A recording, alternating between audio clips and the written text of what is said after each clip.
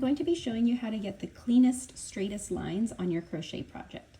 You know, if you've been crocheting for a while and you've noticed that sometimes your project is lopsided or a little bit uneven or maybe wavy, this is going to help you.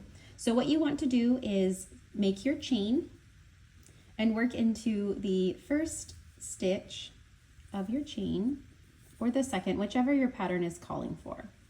After you complete the first stitch, you want to grab a stitch marker. Stitch markers are a really great way to make sure that you've worked in every stitch on your project. So you do your first stitch and then insert your stitch marker. And then we're going to go ahead and crochet until we get to the end of our chain.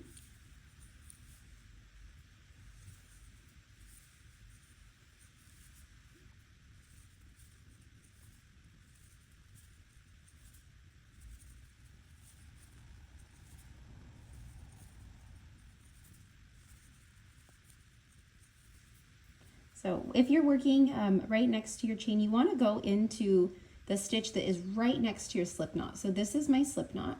And I'm going to insert my hook right into that last chain there. So I have all of my stitches complete. And then you can put a stitch marker in that last stitch to mark it too. I'm not going to do that just yet because I'm going to jump up to the next row. So I'm going to chain one, turn my work, and then I'm going to work into this stitch right here. So if you're struggling with getting straight lines, another thing to look out for is where you are inserting your hook when you get to your next row. So if your pattern calls for a chain one, let's make sure that we don't work into the chain one unless you're supposed to. So in this case, we're not going to work into the chain. So we have the loop on our hook. This is the chain. And then right below it, this is the stitch that you want to work into to make sure that you have nice straight edges. Going to insert your hook to finish off that stitch.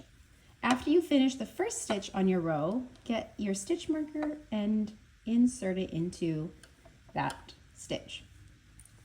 And then we're going to work all the way across until we get to this stitch marker, the purple one.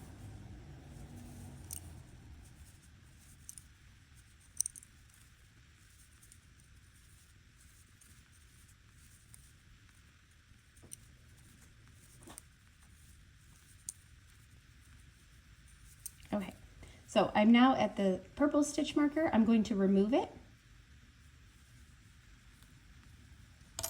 and do my last stitch right here. And now I know for sure that I've completed that row because I've kept track of where my stitches should be.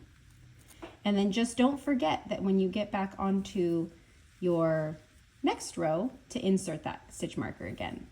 So I'll chain one, turn my work, and then finish off that first stitch of my row and place my stitch marker. This is one of the easiest ways to make sure that you've worked into every stitch on your project. I really, really hope that that is helpful for you. Enjoy crocheting!